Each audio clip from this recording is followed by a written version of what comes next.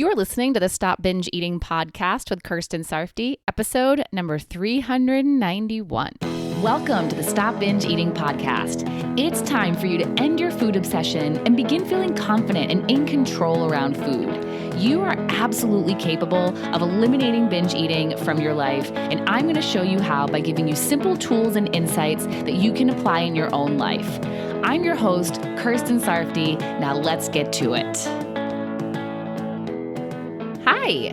When you've been binge eating for a long time and have been wrapped up in diet culture for a long time, your thoughts about binging, losing weight, restricting food, emotional eating, and negative self-talk can be pretty loud.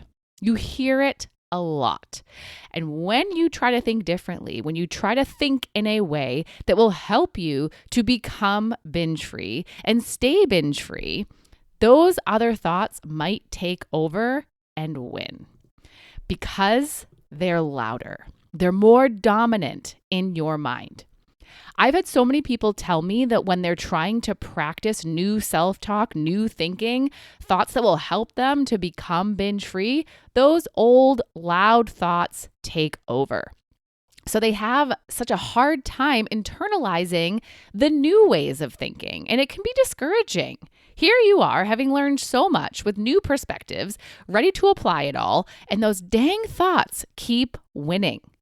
So how do you quiet the binge and diet thoughts and make your new thoughts louder? Well, there's actually two things you can do to help you do that. The first thing is to work on what you believe to be true. And you start doing that by taking the time to dismantle and separate yourself from those binge and diet mentality thoughts. So here's what I mean by that. Say you have a thought that you need to cut out certain foods because it will help you to not binge and lose weight. This is a thought you've had in your mind for a long time, ever since you started trying to lose weight and ever since you started binging. Cutting out the food was the answer for you, but since then, you've learned that it's actually not the answer. You've learned that cutting out the foods is actually going to perpetuate binge eating and that cutting out food to lose and maintain weight just isn't sustainable, especially if it leads to binging. You've learned this, but that voice that says it will work and you need to do it is still there and it's loud. If it is, it's because there is still a part of you that thinks it's true.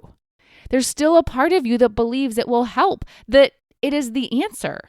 It's like you're stuck between the restrict and don't restrict thoughts. If you are, you need to give yourself a deep talk and tell yourself the whole story about what will happen if you restrict. Don't stop at, I don't eat them and I don't binge and lose weight. Keep going with the series of events that will happen. What happens after a while? What have you experienced? Don't just tell yourself it's not the answer. Get as detailed as you can about why it's not, because the more information you have to back up the falseness, the easier it is to let it go. That's what needs to happen here. You need to really break down the belief and understand why it is false, rather than just telling yourself that it is. But you don't just stop there. Sometimes people will do that, but then when they try to tell themselves to not be so restrictive, they're scared of what will happen if they're not restricting. So even though they see the old belief as false, they don't fully believe in the new thought either. So they go back to the old one since it will at least give them a quick fix, and then they hope that they will overcome the usual reversion back to binging. So if you want your new way of thinking to be louder and be the more dominant thought, you have to prove it to be true. And that's going to happen in two parts. First, you get all the information like you did with the old belief. You go through the whole story. And here's the whole story. You don't restrict foods, and at first you might overeat or binge on them because you're doing something that's been restricted. And this is a normal reaction. But you're going to practice thinking less restrictively, meaning you're allowing yourself to eat the foods again. You're not making them off limits or forbidden. You're telling yourself it's okay to eat them, that you're not doing anything wrong, and you're being permissive with these foods. And after that initial overdoing it, and once you've gotten into a truly permissive place in your mind, you calm down. The food becomes less appealing since it's no longer forbidden. Eating a lot becomes less urgent since it's always available. And when it's less appealing and less urgent, you want it less. So it's so much easier to eat less of it. That's the whole story.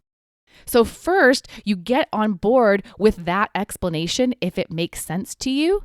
Because once you're on board, you're ready to do it and give it a try, which is the second part, actually living it. You start by believing that the story could be true for you, and then you live into the story. And when you do, you prove it true. You see yourself eating in a way that's more aligned with the eater you want to be and binging less. Then you have evidence that you actually created, you lived it, that shows you what will happen when you're not overly restrictive and how the result is so much better and more sustainable than being too restrictive. Once you have that evidence, it's going to make it so much easier for you to be louder with it because you believe it so much more. It's going to be so much easier to shut down those old diet mentality, restrict the foods thoughts. Basically, when you genuinely believe in the new way of thinking more than the old way, it's so much easier to shut down the old way and make the new way louder. So that's one thing you're going to do to make your binge-free new way of thinking louder.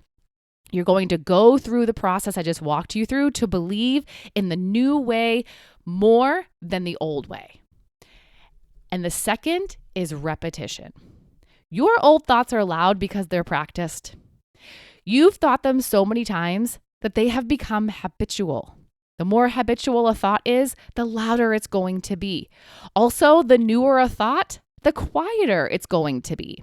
So if you want a new way of thinking to be louder than the old, you got to practice it. Repeat it again and again. And you got to keep replacing the old thought anytime it comes up.